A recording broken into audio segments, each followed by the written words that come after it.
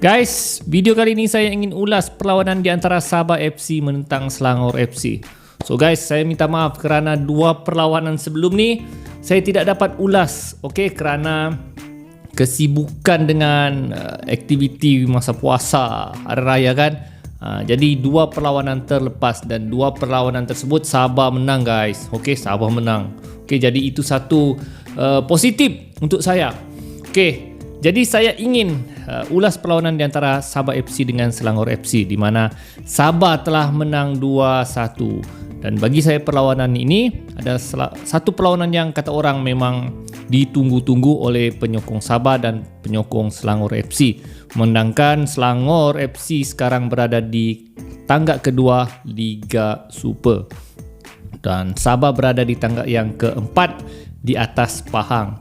So Sabah perlu menang memandangkan mereka bermain di tempat sendiri dan untuk menunjukkan kekuatan Sabah FC, dan kalau ikutkan kesebelasan utama kedua-duanya seimbang.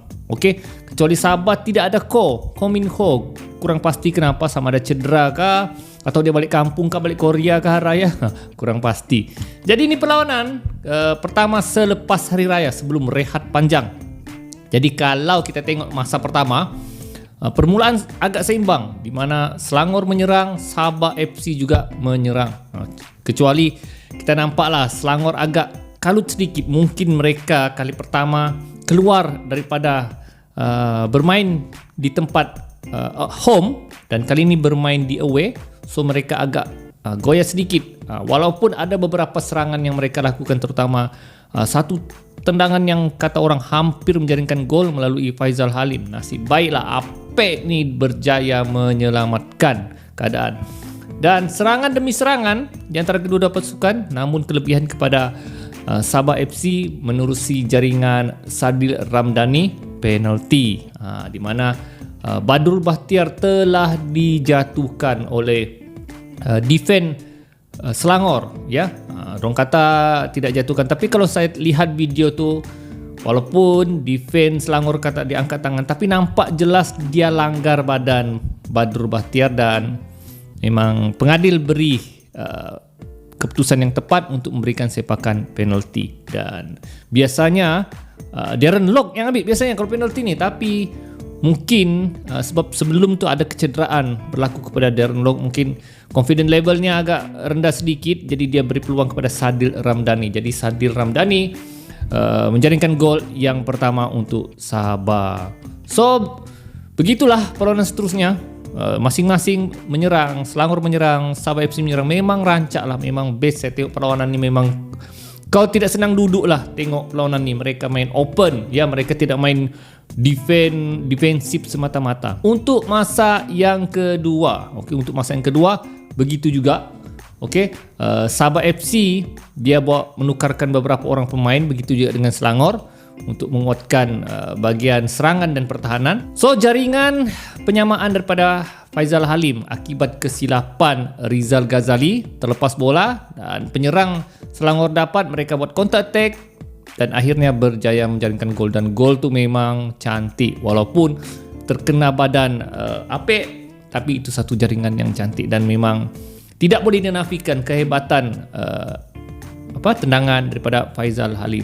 So di situ nampak macam Sabah sudah mulai goyah, namun tidak, Sabah terus buat strategi menyerang dan terus menyerang, sehingga kan Darren Lock terpaksa dikeluar akibat hamstring. Bukan Darren Lock saja, ramai pemain yang kena hamstring. Hamstring ni dia koyak otot di bahagian pahala, dan memang kalau kau sudah kena hamstring, kau tidak boleh kata orang, kau tidak boleh main, kau kena keluar juga, sebab bahaya guys kalau kena hamstring ni.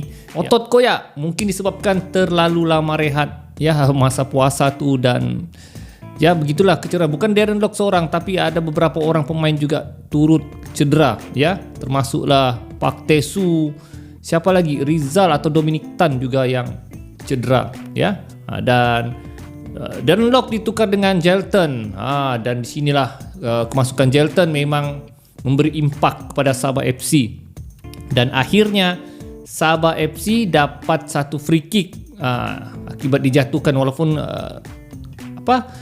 free kick tu dipertikaikan, namun itulah adalah keputusan pengadil.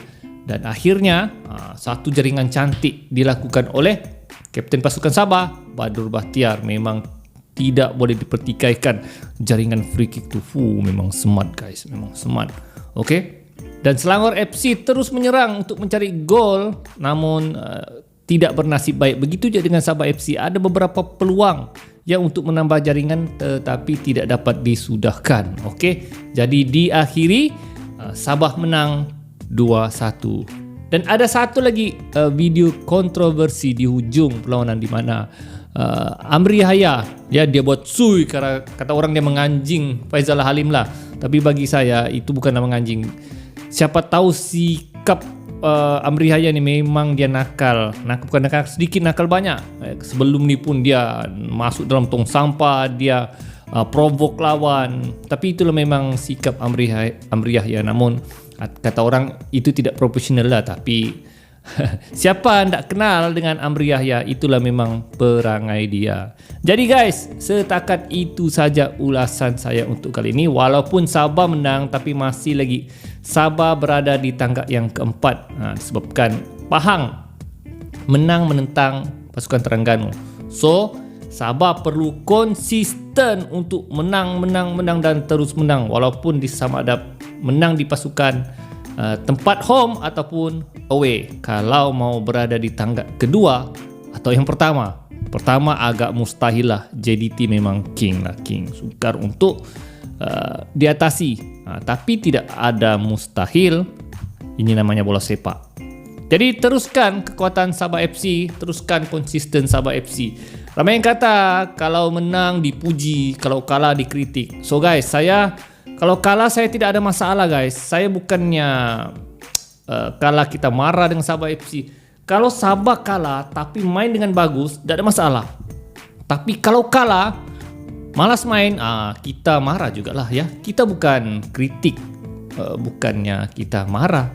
Tapi kritik kita ni kritik yang membina ya. Kita kritik yang membina, ingin membantu pasukan Sabah FC. Okey. Jadi chill guys. Saya selaku penyokong Sabah FC yang sudah lama, dari kecil lagi saya sudah memang memerhati Sabah FC. So kita bukan kritik, bukannya marah, tapi kita kritik untuk membina. Jadi teruskan sokongan kepada channel kecil saya ni. Jadi kita akan jumpa lagi di video akan datang. Bola bosku, Assalamualaikum.